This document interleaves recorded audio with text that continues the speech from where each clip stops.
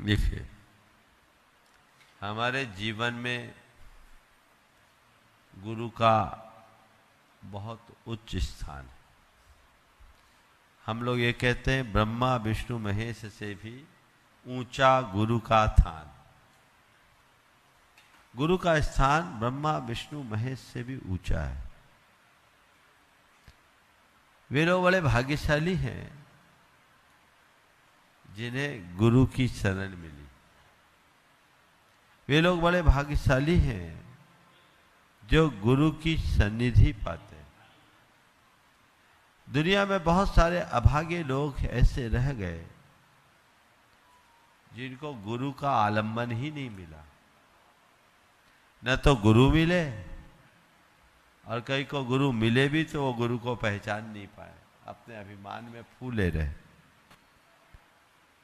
निश्चित हम आप सब बड़े भाग्यशाली हैं कि हमें ऐसे दौर में जन्म लेने का मौका मिला कि जब हमें साक्षात गुरुओं का सानिध्य प्राप्त होने लगा। न केवल सानिध्य अपितु शरण में। सवाल है गुरु पूर्णिमा को कैसे मनाएं और गुरु का हमारे जीवन में क्या स्थान।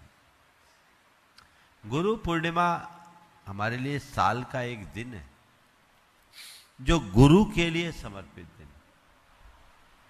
उस दिन है पूर्णिमा। पूर्णिमा मतलब षोडश कला युक्त चंद्रमा। गुरु पूर्णिमा है, यानी गुरु हमारे जीवन को पूर्ण करने के लिए मां के समान। संपूर्ण गुणों और कलाओं की पूर्णता में गुरु का बहुत बड़ा योगदान होता है। पहले कोशिश करनी चाहिए सभी को कि उस दिन यदि गुरु प्रत्यक्ष विद्यमान है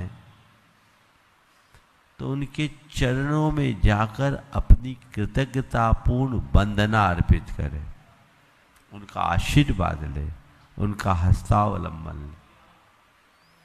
अगर वो संभव नहीं है, कोशिश पहली हो कि प्रत्यक्ष वंदना हो, और ये करने का प्रयास करना चाहिए क्योंकि जिनका मेरे जीवन पर उपकार है मैं उनसे दूर कैसे रह सकता हूं। पहला प्रयास। यदि ये संभव नहीं है तो परोक्ष में उन्हें स्मरण करके भाव वंदना करो, उनसे प्राप्त मार्ग का पुनरावलोकन करो और मन ही मन संकल्प लो, हे गुरुदेव, आपने मुझे जो दिशा दी, आपने मुझे जो दृष्टि दी, आपसे मुझे जो मार्ग मिला, मेरी मान्यता उससे बंधी रहे और मेरा जीवन उसी अनुरूप चलता रहे। ये गुरु के प्रति। और मैं आपके इस मार्ग को आगे बढ़ाने के लिए अपने आप को अर्पित करता हूं। जो मार्ग मुझे मिला वो सबको मिलते रहे। गुरु के प्रति कृतज्ञ होते हुए अपनी ओर से जो बेहतर किया जा सके वो करने का प्रयास करना चाहिए। गुरु पूर्णिमा के संदर्भ में मैं संक्षेप में इतनी बात करूंगा। केवल गुरु की पूजा कर लेना गुरु पूर्णिमा उत्सव मनाने की सार्थकता नहीं है। गुरु के गौरव और गरिमा को समझते हुए उन्हें अपने जीवन के उच्च आदर्श के रूप में स्थापित करना और उनके बताए मार्ग के अनुरूप चलने का उत्साह जागृत करना, यही गुरु पूर्णिमा का वास्तविक लाभ हो सकता है। दूसरी बात, गुरु का जीवन में क्या स्थान है आने वाले दिनों में और विस्तार से बता दूंगा, लेकिन गुरुदेव के शब्दों में यदि मैं कहूं तो इतना कह सकते हैं, गुरु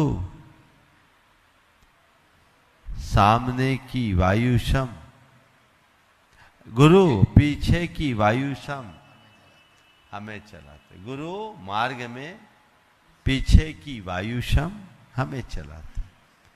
नाव चलती है, पुराने समय में नाव में पाल बंधी होती थी और हवा के वेग से नाव चलती थी। अब अगर अनुकूल हवा हो नाव की गति बढ़ जाती, और प्रतिकूल हवा हो तो नाव को खेना बड़ा मुश्किल हो जाता। आज तो मोटर है, कहीं भी चले जाओ, लेकिन प्राचीन काल में जो नाव की व्यवस्था होती थी उसमें नाविक या खेवटिया की सबसे बड़ी भूमिका होती। थोड़ी भी हवा इधर से उधर हो जाए तो पूरा मामला गड़बड़ हो जाए, ले जाना कहीं है, नाव कहीं पहुंच जाए। तो हवा प्रतिकूल होने पर जो नाविक होता था वो नाव को पानी में काटते हुए पार ले जाता। कुशल नाविक वही है जो बीच, मझधार और भंवर में भी नाव को पार करा दे। गुरु की वो भूमिका। गुरुदेव ने एक कदम और आगे कहा कि गुरु कुछ नहीं, पीछे की वायु,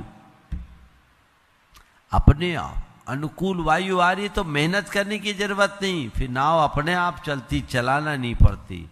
जिसके पीछे गुरु का हाथ है उसका मोक्ष मार्ग निर्बाध चलता रहता है। आत्मोन्नति के क्षेत्र में गुरु की सबसे बड़ी यही महिमा है।